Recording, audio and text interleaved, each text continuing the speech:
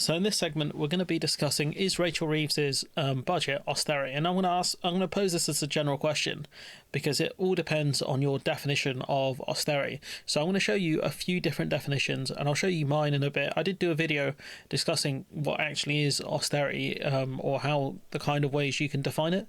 So what we'll do is we'll listen to Phil's definition of it, and then we'll go through some of the aspects of the budget, and then we'll talk about Grace Blakely's definition of austerity as well, just so we can have a more kind of rounded discussion on the topic. So this is Phil's kind of definition of it going back to November 2022. Same thing. And they're doing it for the same reason. There's always excuses. There were excuses in 2010, excuses in 2020. Now, we didn't officially have austerity in 2020, but when Sunak became Chancellor, we were about to, if it weren't for COVID. He had told government departments to prepare for cuts to their department. That's austerity. This was what would have been his excuse then. There was no excuse. He just wanted to do it. He still wants to do it. He's just going to use a different excuse now. So what we can gather is budget cuts equal austerity. That's according to Phil. That's what he's saying here. That Sunak was in a call for budget cuts. That's austerity. And this is the article he's using here, I believe, which he has linked in the description, which I wish more people actually link their sources, so it doesn't sound like they're making them up. But, he does talk, this article from the FT does talk about how Sunak was looking to impose another round of austerity, especially since that was, and why it's a bad idea. Essentially saying Sunak shouldn't do it. And this is the FT saying it, which is nuts. But it's Martin Wolf. I think he's very left wing, I think. And when we look at the government's kind of the budget from the information we have now, currently at time of recording, there are a few departments that will receive real terms inflation adjusted decreases in their spending limits, i.e. budget cuts. So under Phil's definition, is that austerity, or is it because government, some departments received real terms increases? Is that not austerity? Like if the total spend goes up, and that's something he's talked about, therefore it's not austerity. But if certain departments do face cuts, how do you define it? Do you go by department? It doesn't really make sense when you talk about total spend, because what you could do is technically you could take all the money out of things like social welfare and put that into other government departments, or put that into investments. You're still punishing the poorest in society, but you're allocating that money elsewhere into kind of trying to force economic growth. For example, sorry if you can hear fireworks outside, it's bonfire night. So yeah, and I did see Grace Blakely discussing this as well. She talks about, but the increases for health and local government in particular do not nearly go far enough to offsetting the impact of 14 years of austerity. And once protected departments are removed from the equation, real spending in other departments will fall by just over 1% per year. So that kind of, goes off the back of this article from the government. What I find really interesting is that, what Grace Blakely talks about here, such a strategy won't necessarily raise living standards, nor can it be described as austerity. Instead, Reeves' philosophy can be best described as a kind of neoliberal developmentalism, public-private partnership in pursuit of economic growth. And I agree with the public-private partnership aspect of what she's saying here, because we are seeing that essentially more businesses are looking at the government to either deregulate or take on risk, the financial risk. That's what I think GB Energy is going to be more about, but we're still waiting for information on that. But I disagree with their kind of definitions of austerity, and she kind of talks about it a bit more here. Someone talking about, I have endless amounts of respect for your work, but whilst the welfare budget is getting hammered, wrecking the lives of those in most need, we most definitely are still in austerity, or do the disabled and sick not matter? And Grace Blakely replies saying, austerity means net cuts to government spending, which isn't what's happening here. And so what I find bizarre about this argument about total government spend, fair enough, this graph from Statista doesn't take into account real terms spending or spending as a percentage of GDP or whatever. But, we've gone through this so many times now. So you can see 2010, obviously the coalition government come in. You can see a cut there.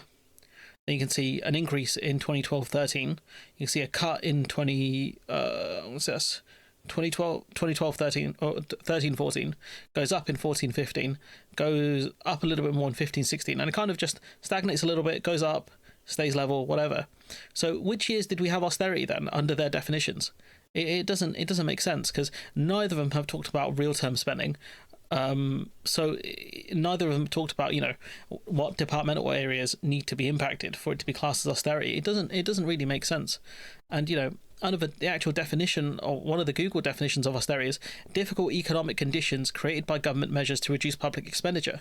So we're seeing, stories about the government hitting welfare recipients quite hard here, changing definitions on who can receive what kinds of benefits. So disabled people have warned that the government's wicked decision to change the rules for out-of-work benefits will push them into poverty. So essentially this is the government looking at taking money away from welfare recipients. Now, I find it very hard to believe anyone, to believe anyone argue that doesn't fall under this definition here. Difficult economic conditions created by government measures to reduce public expenditure. The government are looking to kind of make cuts into welfare recipients, which will lower the amount of welfare we're paying out in certain areas. How anyone can argue this is not austerity unless their definition is wildly different. I've seen people talk about, public sector pay and all of this stuff, and, no one's ever discussed that in the context of austerity. I've not seen anyone mention public sector pay in that kind of conversation. Here we have, the government actively attacking people on welfare. This is something Rachel Reeves has tried to do for a long time now, her and Liz Kendall, to really shrink the DWP, at least the welfare part of the DWP. Oh, sorry, not shrink. Sorry, Department for Work and Pensions.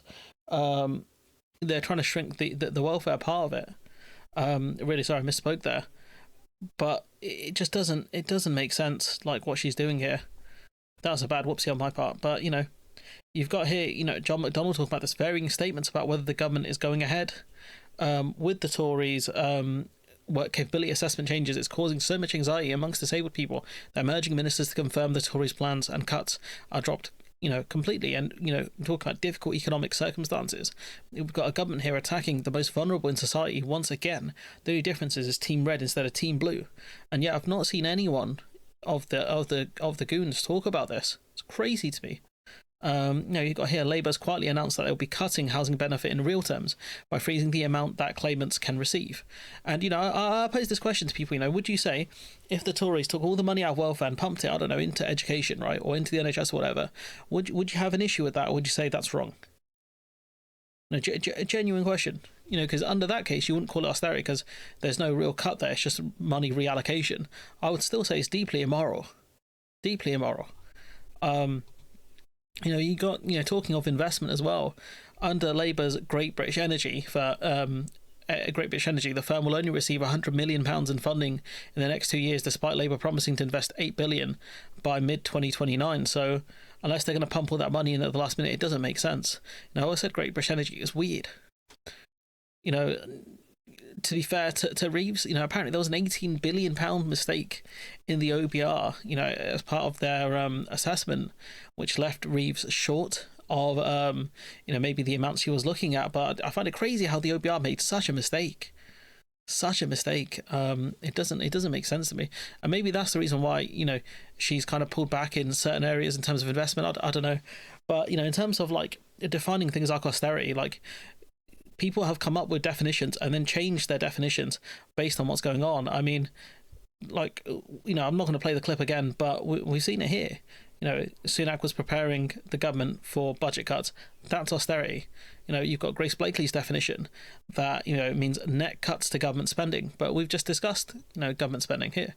Total managed expenditure of the government of the United Kingdom from 2001 to 2029 to 2030. Obviously, these are forecasts. But then you'd have to argue it's not austerity. It doesn't make sense. I'm just kind of baffled at some people and their definitions. For me, I think it's this: difficult economic conditions created by government to reduce public expenditure. And I think I've been pretty consistent as this is my definition, whilst we've been discussing this kind of subject. So that's kind of my definition. Let me know what you think in the comments. Have I got this one right? Have I got this one wrong? Do you think Labour's budget is austerity? I know the budget came out a while ago and news cycles move on, blah blah blah blah. But your boy's very busy, as you can imagine, got lots to do as always. But maybe we're smoking these people don't know what they're talking about pack, or maybe they're smoking the match pack. I don't know. But anyways, I'm gonna leave it there. Let me know what you think in the comments below. Like, comment, share, subscribe, support the channel on Patreon if you can, and hopefully I'll see you in the next one.